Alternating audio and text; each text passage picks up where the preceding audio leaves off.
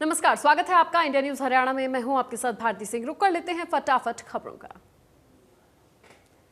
देश में कोरोना मामलों में लगातार गिरावट दर्ज की जा रही है। 24 घंटे में 60,000 से ज्यादा नए केस सामने आए, वहीं 1,645 मरीजों ने जान गंवाई। दूसरी लहर के बीच अब देश में एक्टिव केसेस 7 लाख से ज्यादा। कोरोना मरीजों के बीच होने से रिकवरी रेट भी बढ़ा। देश में 97,000 मरीज रिकवर हुए। महाराष्ट्र में कोरोना के केसों में लगातार कम हो रहे हैं। एक दिन में महाराष्ट्र में कोरोना के 9,798 केस सामने आए, जबकि 14,000 कोविड मरीज ठीक हुए हैं। 648 मरीजों की जान चली गई। दिल्ली में 24 घंटे में 165 से ज्यादा केस मिले, वहीं 14 मरीजों ने दम तोड़ दिया। दिल्ली में अब 2,000 से ज्यादा एक्टिव केस। प्रदेश में कोरोना के 209 नए केस सामने आए, वहीं 24 घंटे में 36 मरीजों ने जान गंवाई है। 460 से ज्यादा मरीज ठीक हुए। अब एक्टिव केसेस की संख्या 2,000 से ज्यादा। महीने भर कोरोना से जूझने के बाद फ्लाइंग सिंह मिल्खा सिंह की जिंदगी की जंग हार गए। इसी हफ्ते उनकी पत्नी निर्मला मिल्खा का भी देहांत हुआ था। कोरोना की वजह से हो गया था देहांत। बीते दिनों से ही मिल्खा सिंह कोरोना नेगेटिव हुए थे, लेकिन अचानक से उनकी तबीयत बिगड़ गई, नाजुक होने लगी, जिसके बाद उन्हें चंडीगढ़ के पीजीआई अस्पताल में भर्ती कराया गया। मिल्खा सिंह का अंतिम संस्कार चंडीगढ़ के सेक्टर 25 स्थित शमशान घाट में किया जाएगा। अंतिम दर्शन के लिए उनका पार्थिव शरीर उनके सेक्टर 8 स्थित घर पर रखा जाएगा। मिल्खा सिंह के निधन पर राष्ट्रपति रामनाथ कोविंद, प्रधानमंत्री, गृहमंत्री अमित शाह जैसे राजनेताओं के अलावा फिल्म और क्रिकेट जगत के लोगों ने दुख जताया। राष्ट्रपति रामनाथ कोविंद ने मिल्खा सिंह के निधन पर ट्वीट कर लिखा कि उनके संघर्षों की कहानी और उनके चरित्र की ताकत भारतीयों की पीढ़ियों को प्रेरित करती रहेगी। परिवार के सदस्यों और अनगिनत प्रशंसकों के प्रति मेरी गहरी संवेदना। महान धावक मिल्खा सिंह के निधन पर प्रधानमंत्री नरेंद्र मोदी ने ट्वीट कर दुख जताया। लिखा कि हमने एक महान खिलाड़ी खो दिया है, जिन्होंने देश की कल्पना पर कब्जा किया था, जो अनगिनत भारतीयों के दिल में एक विशेष स्थान रखते थे। सीएम मनोहर लाल ने ट्वीट कर लिखा कि भारत ने सितारा खो दिया। हर भारतीय को देश के लिए चमकने के लिए सदैव प्रेरित करते रहेंगे। फ्लाइंग सिख हमेशा भारतीयों के दिल में जीवित रहेंगे। डिप्टी सीएम तुषार चौटाला ने ट्वीट कर लिखा कि सदियां मिल्खा सिंह को याद रखेंगी, पीढ़ियां आपके कठिन परिश्रम की ऋणी रहेंगी। देश का हर धावक मिट्टी को छूकर आपको नमन करता रहेगा। कैबिनेट मंत्री अनिल विज ने ट्वीट कर लिखा, देश को अभूतपूर्व क्षति हुई है, मेरी संवेदनाएं मिल्खा सिंह के परिवार के साथ। ओलंपियन पहलवान योगेश्वर दत्त ने कहा कि मिल्खा सिंह भारत के खेलों के नायाब हीरे थे। खेलों को आगे बढ़ाने के लिए देश उनके योगदान को नहीं भूल सकता। पंजाब के सीएम कैप्टन अमरिंदर सिंह ने ट्वीट कर बताया कि मिल्खा सिंह का अंतिम संस्कार राजकीय सम्मान के साथ होगा और पंजाब में एक दिन का शोक भी किया जाएगा। शिक्षा मंत्री कंवरपाल गुर्जर ने कहा है कि अब निजी स्कूलों के छात्र संस्कृति मॉडल स्कूल में दाखिला लेने लगे हैं। यहां तक कि सरकारी टीचर्स ने भी अपने बच्चों को संस्कृति मॉडल स्कूल का दाखिला दिलवाया। शिक्षा मंत्री ने कहा है कि हरियाणा का MIS पोर्टल का काम 25 जून तक पूरा होगा। अभी स्कूलों में एडमिशन जारी है, इसके बाद तस्वीर साफ होगी। 4 लाख छात्रों के स्कूल छोड़ने की जानकारी अभी अधूरी है। कंवरपाल गुर्जर ने इनेलो नेता अभय चौटाला के उस बयान को गलत बताया जिसमें उन्होंने कहा था कि प्रदेश में 1500 प्राथमिक स्कूल बंद हो जाएंगे। कहा कि 10 से कम संख्या वाले स्कूलों को बंद करने का फैसला लिया, जिसकी संख्या करीब 500 है। कंवरपाल गुर्जर ने कहा है कि ऑनलाइन शिक्षा काफी हद तक सफल रही है। सर्वे में साफ हुआ है कि पहले 5 राज्यों में हरियाणा 1 नंबर पर है। हरियाणा को A+ ग्रेड मिला है। कंवरपाल गुर्जर ने कहा कि आर्थिक रूप से कमजोर बच्चों के लिए सरकार ने सुपर 100 कोचिंग सेंटर शुरू किया है, जो अभी तक रेवाड़ी और पंचकुला में थे, लेकिन मुख्यमंत्री ने हिसार, कुरुक्षेत्र में भी सुपर कोचिंग सेंटर खोलने का ऐलान किया। अरावली की पहाड़ियों में बसे गांव खोरी को हटाए जाने के आदेश के बाद से यहां पर लोगों का पलायन शुरू हो गया है। कुछ परिवार ऐसे भी हैं जिन्होंने अपना सामान पैक कर लिया है, लेकिन अभी इस उम्मीद में हैं कि शायद उनके घर उजड़ने से बच जाएं। कांग्रेसी विधायक नीरज शर्मा ने सरकार से कानून बनाकर उन्हें उजाड़ने से बचाने की मांग की है। उन्होंने कहा है कि सुप्रीम कोर्ट से ऊपर कोई नहीं जा सकता, लेकिन संसद में इनके पुनर्वास के लिए कानून बनाया जा सकता है। चरखी दादरी की डिस्ट्रिक्ट इंफॉर्मेशन टेक्नोलॉजी सोसाइटी में लाखों रुपए की अनियमितता मिलने के मामले में सुपरवाइजर की शिकायत पर पुलिस ने अकाउंटेंट और ऑपरेटर पर केस दर्ज किया। रोहतक PGIMS के सेवानिवृत्त निदेशक और सरकार के मेडिकल लीगल एडवाइजर की जांच रिपोर्ट के आधार पर पुलिस ने दोनों के खिलाफ मामला दर्ज कर कार्रवाई शुरू कर दी है। जांच में करीब 14 लाख रुपए का गबन सामने आया। DITS के अकाउंटेंट ने सोसाइटी का लेखा रिकॉर्ड दादरी के तत्कालीन उपायुक्त के सामने रखा। संदेह होने पर उन्होंने कड़ा संज्ञान लेते हुए SDM को सोसाइटी के पिछले 3 महीने का रिकॉर्ड जांच करने के आदेश दिए हैं। IMA के प्रदर्शन के बाद संगठन बड़े आंदोलन के लिए तैयार है। भिवानी में IMA प्रधान ने कहा है कि अगर मांग नहीं मानी गई तो अनिश्चितकालीन बंद का आह्वान किया जाएगा। कुरुक्षेत्र में जगह जगह पेयजल की टूटियां खुली चल रही हैं और साफ पानी बर्बाद हो रहा है, लेकिन इसकी सुध लेने वाला कोई नहीं है। लोगों का कहना है कि शिकायत के बाद भी कुछ नहीं किया जा रहा। अवैध टूटियां लगाने से पानी घरों तक नहीं पहुंच पाता है, लोगों को दिक्कत का सामना करना पड़ता है। शहर की कॉलोनियां और सेक्टरों में खाली प्लांट में पशुओं का चारा तक उगाया हुआ है। DC का कहना है कि भूजल स्तर काफी नीचे चला गया है। ऐसे में हम सभी को जागरूक होना होगा। जो अवैध टूटियां लगाई गई हैं उन पर जरूर कार्रवाई की जाएगी। सोहाना में दबंगों का कहर देखने को मिला। दबंग बुजुर्ग महिला को 10 मिनट तक प्लांट में घसीटते रहे। महिला का कसूर इतना था कि वो अपने बेटे को बचाने के लिए वहां पहुंच गई थी। महिला की बहू ने हाथ जोड़कर बुजुर्ग महिला को उनके चुंगल से छुड़ाया। घायल बुजुर्ग महिला का सोहना के नागरिक अस्पताल में इलाज चल रहा है। मामला गांव हरिया खेड़ा का है, जहां महिला का बेटा मजदूरी का काम करने गया हुआ था। प्लांट को लेकर विवाद चल रहा था, जिसको लेकर दबंग मौके पर आए और उसके बेटे को पीटना शुरू कर दिया। गरोड़ा के गढ़ी बरल गांव के खेतों में किसान के साथ बुरी तरह मारपीट करते हुए उसे पेड़ पर उल्टा लटकाकर यातनाएं देने का मामला सामने आया है। ग्रामीणों ने घटना की जानकारी पुलिस को दी। पुलिस ने मौके पर पहुंचकर किसान को अस्पताल में दाखिल करवाया। हालत नाजुक होने के चलते किसान को करनाल के कल्पना चावला मेडिकल कॉलेज में रेफर कर दिया गया है। पुलिस ने परिजनों की शिकायत पर केस दर्ज कर जांच शुरू कर दी है। जज्जर में युवक की चाचा ने गोली मारकर हत्या कर दी। घटना यादव कॉलोनी की है। युवक को 3 गोलियां लगी और उसने मौके पर ही दम तोड़ दिया। जानकारी के मुताबिक चाचा और भतीजे में जमीन को लेकर विवाद चल रहा था, जिसे लेकर दोनों में कहासुनी हुई थी। झगड़े के दौरान चाचा ने लाइसेंसी रिवॉल्वर से फायरिंग कर भतीजे की जान ले ली।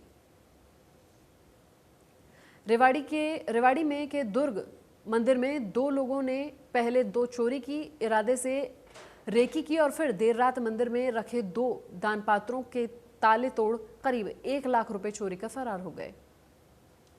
पूरी वारदात मंदिर में लगी CCTV में कैद हो गई। CCTV फुटेज में चोरों से पहले रेकी करते हुए एक आरोपी की मंदिर कमेटी ने पहचान कर ली है और पुलिस का दावा है कि जल्द ही आरोपी को गिरफ्तार किया जाएगा। हांसीपरवाला रोड पर भाटला गांव के पास डंपर और बोलेरो में टक्कर हो गई। हादसे में एक व्यक्ति की मौत हो गई। दुल्हा और दुल्हन समेत 8 लोग घायल हो गए। जलंधर से बारात बड़सी गांव लौट रही थी। हरिद्वार में कुंभ मेले के दौरान हुए कोविड टेस्ट घोटाले पर स्वास्थ्य विभाग ने FIR दर्ज कर ली है। हरिद्वार CMO ने 2 निजी टेस्टिंग लैब और मैक्स कॉर्पोरेट सोसाइटी के खिलाफ शिकायत देते हुए केस दर्ज किया। स्वास्थ्य विभाग ने सैंपल टेस्टिंग का मैक्स कॉर्पोरेट सर्विस को ठेका दे दिया था, जिसने कुछ निजी लैबों को इसका जिम्मा सौंपा और आरोप है कि इन्होंने फर्जी नेगेटिव कोविड जांच रिपोर्ट जारी की। कांग्रेस ने पिछले 2 सिरसा के साथ हरियाणा में भी कई जिलों में ऑक्सीजन कॉन्सेंट्रेटेड बांटे, जिस पर विवाद हो गया है। खुलासा एंड अंकित किया गया है, जिसका JJP और इनेलो ने विरोध किया है।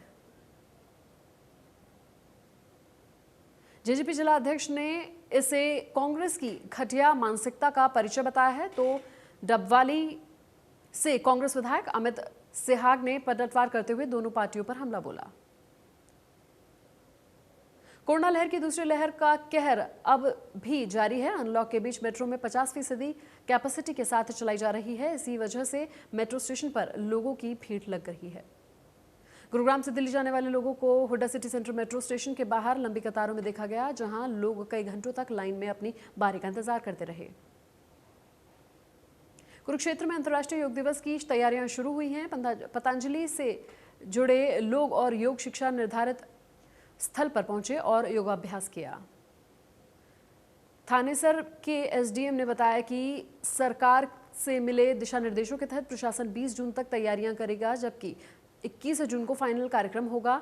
स्टैंडर्ड्स प्रोटोकॉल के तहत योग दिवस की प्रैक्टिस की जा रही है। कोरोना काल में जिन लोगों के परिजनों की मौत हुई है, वो किसी वजह के चलते हरिद्वार में अस्थियां विसर्जन नहीं कर पाए, उनके लिए डाक विभाग ने पहल शुरू की है। सिवानी मंडी में पुलिसकर्मी इकबाल सिंह को विजिलेंस की टीम ने 10,000 रुपए की रिश्वत लेते हुए रंगे हाथों गिरफ्तार किया है। पैसे के लेन देन के एक केस में समझौता करवाने के नाम पर मांगे थे 50,000 रुपए। झज्जर में अज्ञात युवक का शव फंदे पर लटका हुआ मिला। जांच अधिकारी ने बताया कि पुलिस को सूचना मिली है कि मौके पर जाकर शव को फंदे से उतरवाया और फिर अभी मृतक की पहचान नहीं हो पाई है। बहादुरगढ़ में हैरान करने वाला मामला सामने आया है। डॉक्टरों ने 6 साल के मासूम को मृत घोषित कर दिया था, लेकिन मां की पुकार से बच्चे को दोबारा सांसें चलने लगी। बच्चे को मृत बताकर उसे पैक करके परिजनों को सौंप दिया गया था, लेकिन चमत्कार हुआ, घर जाकर बच्चा फिर से जिंदा हो गया। अब रोहतक के एक निजी अस्पताल में बच्चा वापस अपने घर पहुंच चुका है। कुरुक्षेत्र में सूरजमुखी की फसल का मेरी फसल मेरा ब्यौरा के पोर्टल से डाटा डिलीट होना किसानों के लिए एक कदर जी का जंजाल बन गया है कि फसल बेचने के लिए किसान दर दर की ठोकर खा रहे हैं। किसानों का कहना है कि अगर वो फसल को प्राइवेट सेक्टर में भेजते हैं तो उन्हें 5,300 रुपये प्रति क्विंटल के हिसाब से पैसे मिलते हैं, लेकिन सरकारी रेट के हिसाब से 5,885 रुपये मिलते हैं। मंडी सेक्रेटरी ने डेटा का समस्या बताई। घटनास्थल पर युवक को जिंदा जलाने वाला मुख्य आरोपी गिरफ्तार हुआ। शराब पीने के बाद 2 साथियों के साथ मिलकर वारदात को अंजाम दिया। मुख्य आरोपी कृष्ण को गुनाह कबूल कर लिया है। बहादुरगढ़ के तहसील कार्यालय में भ्रष्टाचार के आरोप को लेकर वकीलों ने विरोध प्रदर्शन किया। उन्होंने तहसील कार्यालय पर ताला जड़ दिया और जमकर नारेबाजी की। वकीलों का कहना है कि पिछले काफी लंबे समय से बहादुरगढ़ तहसील में व्यापक स्तर पर भ्रष्टाचार फैला हुआ है। फर्जी एनओसी के आधार पर सुविधाएं शुल्क की एवज में रजिस्ट्रियां तहसील कार्यालय में की जाती हैं। थानेसर विधायक सुभाष सुधा दूसरे दिन पीपली के से 3rd गेट सड़क और नाला निर्माण कार्यों का निरीक्षण करने पहुंचे। उन्होंने कहा कि कार्य में कोताही बिल्कुल बर्दाश्त नहीं होगी। विधायक सुभाष सुधा ने कहा है कि लापरवाही करने वाले कर्मचारी अधिकारियों के खिलाफ सख्त कार्रवाई की जाएगी। उन्होंने कहा कि पूरा मामला मुख्यमंत्री के संज्ञान में है। विधायक ने कहा है कि विभाग के अधीक्षक अभियंता और मुख्य अभियंता भी निरीक्षण करने के लिए आएंगे। उन्होंने कहा कि यदि निर्माण कार्य संतोषजनक नहीं हुआ तो वे रोजाना दौरा करने आएंगे और कार्य की दैनिक प्रगति लेंगे। गुरुग्राम में सेक्टर 14 हुड्डा गार्डन पार्क को सरकार 500 करोड़ 7 लाख की लागत से एक अलग म्यूजियम पार्क बनाने जा रही है, जिसको लेकर यहाँ के लोगों में नाराजगी जताई जा रही है। लोगों का मानना है कि म्यूजियम पार्क के काम के चलते पार्क में लगे पेड़ पौधों को नुकसान पहुंचाया जाएगा, जिसके चलते आरडब्ल्यूए के लोगों ने जिला प्रशासन और सीएम विंडो तक शिकायत कर कार्रवाई की मांग की है। प्रशासन और पार्षद हर तरफ कंक्रीट से पक्का काम करा देंगे तो बरसात में पानी सूखने के लिए जमीन ही नहीं बचेगी, जिसके बाद और बड़ी परेशानियों का सामना करना पड़ सकता है। हिसार में तकनीकी स्टाफ की कमी और अन्य मांगों को लेकर all Haryana power corporation workers union के हांसी सब यूनिट में एसडीओ कार्यालय के सामने चौथे दिन भी धरना दिया। कर्मचारियों ने चेतावनी दी है कि अगर जल्द से जल्द सब डिवीजन में जेई, फॉरमैन, लाइनमैन की नियुक्ति की जाए, साथ ही अन्य मांगों का समाधान भी किया जाए। सभी मांगें पूरी नहीं होती हैं तो सोमवार से हड़ताल पर चले जाएंगे। गिन्नौर जीटी रोड पर अंतर्राष्ट्रीय सब्जी मंडी के निकट तेज रफ्तार बस ने मुरथल ट्रैफिक पुलिसकर्मी की गाड़ी को टक्कर मार दी। हादसे के दौरान गाड़ी में सवार निरीक्षक जोगिंदर और सिपाही आनंद घायल हो गए। मामले में गिन्नौर जीटी रोड चौकी पुलिस ने सिपाही संजय को शिकायत पर बस चालक के खिलाफ मामला दर्ज कर जांच शुरू कर दी है। कोसली के गांव फतेहपुरी और दड़ौली में आवारा कुत्तों की गांव वालों में दहशत फैली हुई है। पलवल में सरकारी नौकरी लगवाने के लिए लोगों को फर्जी नियुक्ति पत्र जारी कर ठगी करने का मामला सामने आया है। एसपी दीपक ने बताया कि मीसा गांव निवासी उमेश कुमार ने चांदहट थाना पुलिस को 7 अप्रैल 2021 को शिकायत की थी। रोहतक रेंज की पुलिस के लिए सिरदर्द बने लूटपाट गिरोह के 3 सदस्यों को झज्जर सीआईए ने गिरफ्तार कर लिया है। गिरोह के इन सदस्यों से पुलिस ने 7 अवैध हथियार, 7 जिंदा कारतूस बरामद किए हैं। सोनीपत के गांव कमासपुर के एक महिला ने आरोप लगाया है कि 21 मई की रात पुलिस वर्दी में 5 व्यक्ति अचानक घर में घुस गए और पूरे घर की जबरन तलाशी ली। मामले में एसपी जशनदीप रंधावा ने बताया कि बड़ी इंडस्ट्री एरिया थाना में के इंस्पेक्टर रविंद्र अपनी टीम के साथ महिला के घर पर आए थे। नूह जिले के मुरादाबाद गांव में राहुल खान की हत्या के मामले में एक आरोपी को गिरफ्तार किया गया है। डीएसपी के मुताबिक आरोपी अजरू उर्फ अजरुद्दीन की पत्नी से राहुल खान के नाजायज संबंध थे। करनाल पुलिस के चावल में भरे ट्रक से डोडा पोस्त और अफीम बरामद की गई है। कुरुक्षेत्र एंटी नार्कोटिक्स सेल ने एक नशा तस्कर जगनदीप सिंह को गिरफ्तार किया है। झज्जर सांपला मार्ग पर हुए भीषण सड़क हादसे में बाइक सवार की मौत हो गई है। सांपला रोड पर बाईपास के पास सामने से तेज गति से आ रही गाड़ी ने बाइक को अपनी चपेट में ले लिया। महेंद्रगढ़ में 12 जून की रात को धार्मिक स्थल बाल चरित्र निर्माण सभा के दफ्तर में तोड़फोड़ करने का मामला सामने आया। पानीपत के गांव सिवाह में अंतर्राष्ट्रीय मुकाबलों के दौरान अच्छी प्रतिस्पर्धा के लिए हाईटेक स्टेडियम का निर्माण किया जा रहा है।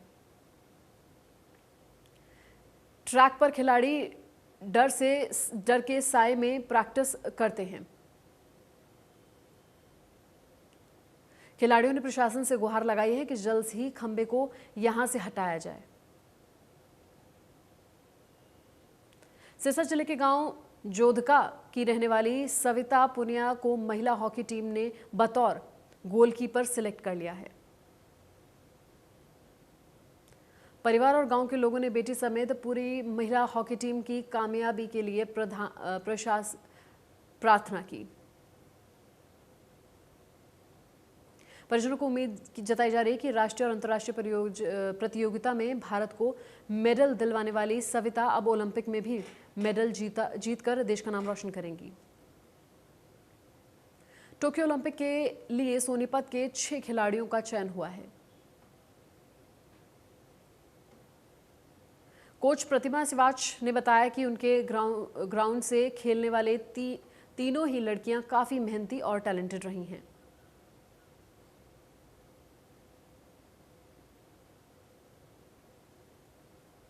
सोनीपत की बेटी नेहा गोयल का टोक्यो ओलंपिक में हॉकी टीम में चयन हुआ है।